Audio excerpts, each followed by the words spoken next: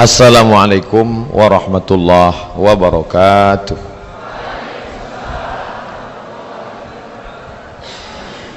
Dari bunyi sambutan salamnya nampaknya banyak sedang puasa sunat Rajab. Di undangan saya diundang pukul 8.30. Mohon maaf karena sudah saya sampaikan kemarin bahwa pagi saya ada tausiah nasihat pernikahan. Jadi tadi Pak Kua lambat datang, tak mungkin saya menikahkan mereka. Jadi saya datang. Jadi berefek kemana-mana.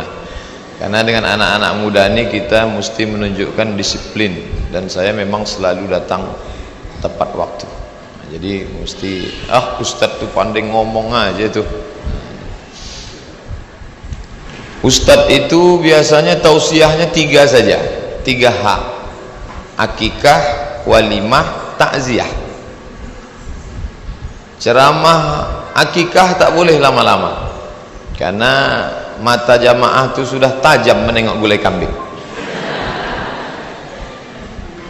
Tausiah walimah pun tak boleh lama-lama karena mata mempelai laki-laki itu sudah tajam pula menengok mempelai perempuan. Dan takziah juga tak boleh lama-lama karena jenazah mesti cepat dimakamkan. Jadi ketika saya diundang oleh mahasiswa-mahasiswi ilmu pemerintahan, itu kebahagiaan luar biasa buat saya sekaligus kehormatan. Padahal hari ini hari libur, banyak orang yang takut kehilangan kampung halaman balik kampung, tapi ternyata ramai. Cuman saya mohon maaf kepada bapak-bapak tak bisa menengok ibu-ibu karena ada jurang pemisah yang begitu tinggi, sedangkan saya bisa menengok. Cuman yang gadis-gadis di belakang pula. Nah, mereka pindah semua ke depan karena mau menengok Ustadz Abdul Somad yang gambarnya di depan. Lama saya menengok tadi macam keluar dari lubang golok, tiba muncul Ustadz.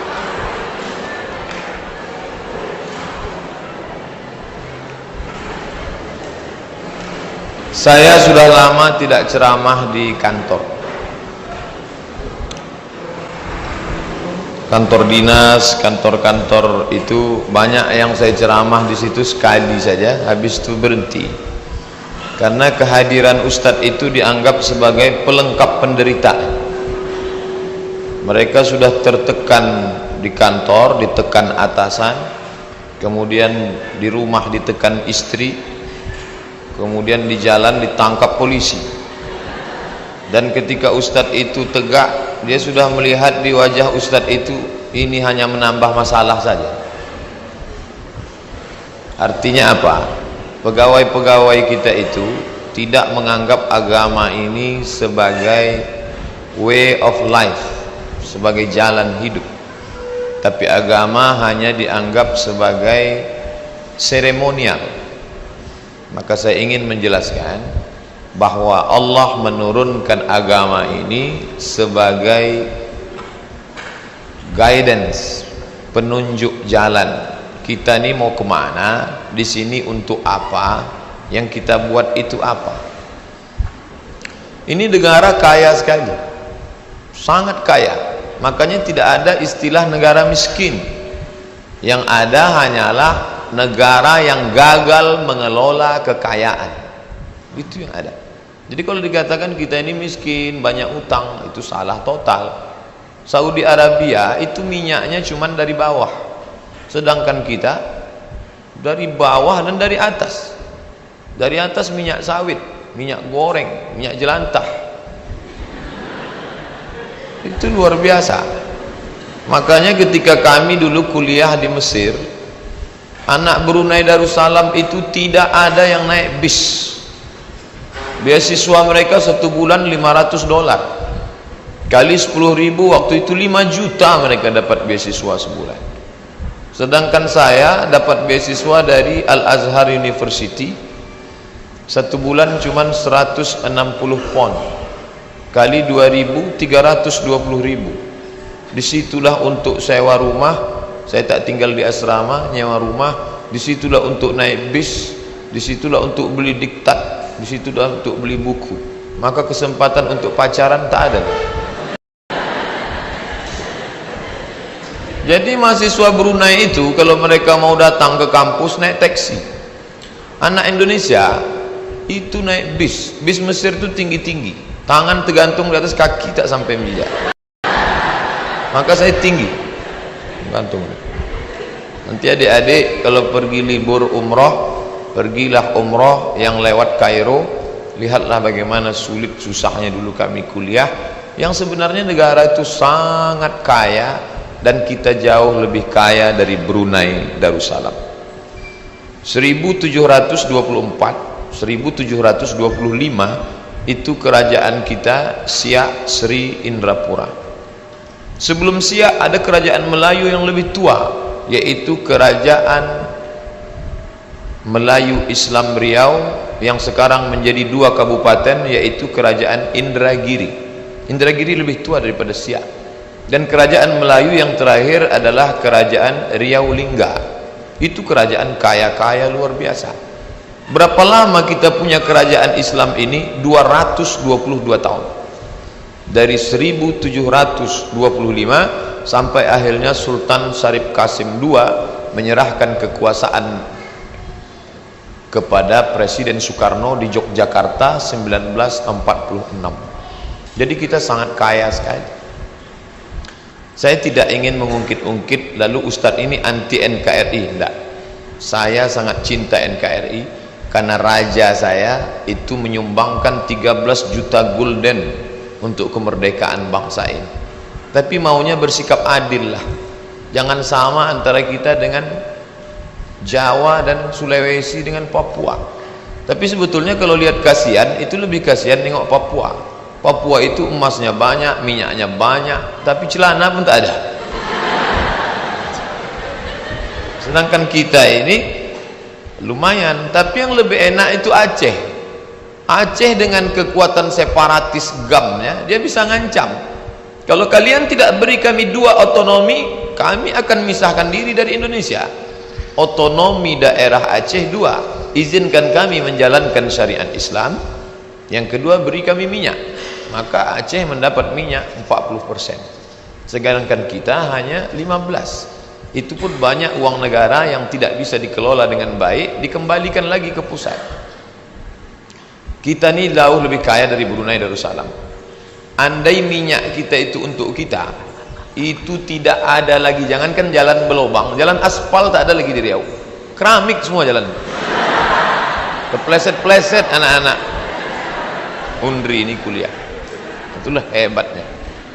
Sekarang digambarkan dalam sebuah seminar, anak suku Sakai berjalan di atas pipa minyak yang besar. Ini gambar menceritakan bagaimana keadaan kita. Pipa minyak yang besar menyedot minyak bertahun-tahun. Anak suku Sakai dengan tidak bercelana berjalan di atas pipa yang luar biasa. Minyak itu kemana perginya? Maka ketika otonomi daerah, saya sebagai mahasiswa waktu itu amat sangat bangga. 1999 saya sampai ke Kairo 1998. 1999 datang beberapa utusan dari Riau, dialog dengan kami. Nama persatuan kami KSMR, Kelompok Studi Mahasiswa Riau. Bayangan kami, mereka akan berikan kami beasiswa, akan macam-macam. Pak, dengan otonomi daerah ini apakah kami akan berubah nasib di Kairo? Kata mereka, kalian jangan terlalu banyak berharap. Otonomi itu artinya oto di orang, mi di awak. Jadi sampai sekarang pun, walaupun ada beasiswa dari Pemprov, itu tidak seberapa. Orang Malaysia itu punya apartemen kata orang kita, rumah-rumah sarang merpati yang tinggi. Itu gedung apa? Selangor punya. Itu gedung apa? Kelantan punya. Itu gedung apa? Melaka punya. Tapi Riau hanya punya rumah kecil 2 kamar, 1 dapur, 1 ruang tamu. Mah kecil. Padahal kita ini jauh lebih kaya. Jangan lupa, kerajaan Siak Sri Indrapura pernah berkuasa dan menguasai Johor, Sijori, Singapura, Johor, Riau. Singapura itu dulu kerajaan kecil bernama Tumasik, dan Tumasik itu di bawah kita. Dan kerajaan Johor juga kerajaan yang besar mewah sekarang itu. Jadi kalau ada orang Malaysia ngomong, saya dengar cakap awak ni macam-macam sama macam kami ya. Kita ni sama ke? Bukan sama, kami di atas dulu. Kita tak sama. Oleh sebab itu maka nostalgia masa lalu ini apakah bisa dengan ceramah? Tak bisa. Tak bisa. Abdul Somad berangkat ke Mesir mengajukan bantuan untuk biaya hidup. Saya kirim ke gubernur, saya kirim ke bupati, saya kirim ke pejabat, saya kirim ke orang kaya. Yang membalas cuma satu, BAS, Badan Amil Zakat Nasional. Sampai balasannya ke rumah, silakan ambil uang. Waktu itu kantornya di An-Nur, mak saya datang ke sana. Setelah pulang ditunjukkannya lah. Berapa dapat? 200.000. Setelah pulang sekarang barulah kalau ada acara-acara dengan para pejabat, apa kata mereka? Alhamdulillah telah hadir bersama kita salah seorang kader yang dulu kita kirim. Yang ngirim siapa? Saya pergi sendiri, pulang sendiri. Pergi tak diantar, balik tak dijemput. Oleh sebab itu maka lalu Ustaz belajar dulu, biayanya dari mana? Ya biaya sendiri. Dan selama 4 tahun di Mesir saya tak pernah minta duit. Tanya mak saya masih hidup, umurnya 70. Sekali haram saya pernah nelpon minta duit. Pantang saya minta duit. Jadi gimana caranya? Kami kerja sama kawan-kawan di sini ramai dari Riau. Kalau sudah musim haji, kami pun habis sholat subuh bawa map satu, minta visa ke kedutaan Saudi Arabia. Dapat visa, naik bis dari Kairo ke terusan Suez. 7 jam naik bis. Dari terusan Suez naik kapal laut menyeberangi Laut Merah 2 hari 2 malam sampai ke Jeddah. Beli tiket yang paling murah $100 PP. Tidak pakai kamar. Namanya Haji Backpacker, nama kerennya. Sudah ditulis kawan saya dari Yogyakarta, namanya Agung Irawan, Haji Backpacker. Saya baca judulnya, keren betul. Padahal dulu haji gelandangan. Sampai di Makkah kamar tak ada. Kamar tak ada, hotel tak ada. Di mana tidur? Di rumah yang paling besar, rumah Allah Subhanahu wa taala. Masjidil Haram. Tas tak boleh masuk karena penjaga, haji tak boleh masuk. Di mana? Tas itu digantungkan di dinding kamar mandi. Dan tak pernah hilang. Tak ada isinya. Tak ada orang. Itulah kami. Akhirnya kumpul sama kawan-kawan. Kita mahasiswa ini tak bodoh, cerdas. Buat surat, tanda tangan, petisi mahasiswa setimur tengah minta kamar. Ajukan ke Dirjen Haji, ajukan ke kantor BUH, Badan Urusan Haji di Jeddah. Kami minta kamar. Akhirnya dapat 1 kamar, 1 rumah yang tak layak untuk jamaah haji dikasih ke kami. Kami sudah layak betul itu. Akhirnya kami buatlah di pintu, selamat datang jamaah haji embarkasi terusan Suez. Dapat sekedar untuk ganti baju pakaian saja. Habis itu kerja, macam-macam kerja. Suatu ketika dapatlah, alhamdulillah kawan-kawan itu sekarang semuanya jadi orang. Ada si, tak boleh sebut nama, menjaga kode etik jurnalistik. Ada yang satu ini namanya KH, inisial KH. Itu sekarang menjadi pejabat tinggi di kantornya di depan Istiqlal. Masya Allah. Yang satu lagi menjadi ketua Basnas di salah satu kabupaten. Itu dulu sama-sama sama saya kerja, montang-panting di negeri orang. Padahal kita kaya sekali. Tapi begitu keadaan harus kita hadapi. Namun minta kepada orang tua, enggak. Kita harus berdikari, berdiri di atas kaki sendiri. Jangan berdiri di atas kaki orang. Itu minta gendong namanya. Kerjalah kami membagi makan jamaah haji, dibawa ke airport King Abdul Aziz Airport. Mat, kata dia tak panggil Ustaz, panggil Mat aja. Mat, kita dapat kerja nih. Di mana? Di airport. Mantap tuh airport. Berapa lama? Sampai jamaah haji habis baru kita pulang.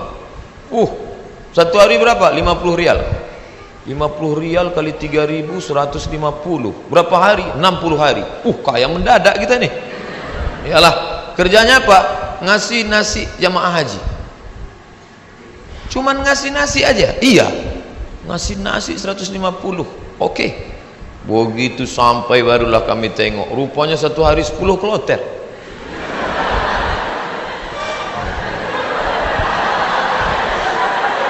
Satu kloter 400, 10 kloter 4.000 orang yang mau dikasih. Saya ngasih nasi kotak, tugas saya nasi kotak. Kawan saya yang satu nih, yang sekarang di Jakarta itu bagian ngasih jeruk. Asal yang jamaah haji itu nenek-nenek dikasihnya 1, yang anak gadis dikasihnya 5. Jadi setelah jam istirahat saya bilang, ente zolim, saya bilang. Ini yang kita kasih ini bukan jeruk kita, ini punya umat. Nanti di akhirat kita akan dituntut di padang mahsyar. Kok ente kasih bu tu 1 yang itu 5? Nenek itu kita kasih jeruk 1, memang tak tekunyahnya lagi gitu. Ini anak gadis ini kita kasih. Jadi kalau cerita sama Ustadz itu ada saja dalilnya. Jadi saya kalah dan dia sekarang alhamdulillah setiap saya pergi haji, pergi umroh kemarin di King Abdul Aziz itu saya foto. Habis itu saya kirim ke kawan-kawan dulu, ingatkah di kau wahai kawan, 20 tahun yang lalu kita di sini. 20 tahun yang lalu kita di sini bekerja, inilah setiap melihat kemah-kemah, setiap melihat atap ini terkenang kalian. Aku masih ingat kalian dulu yang membagi jeruk, nenek-nenek 1, anak gadis 5. Dibalasnya kiki. Sekian masalah.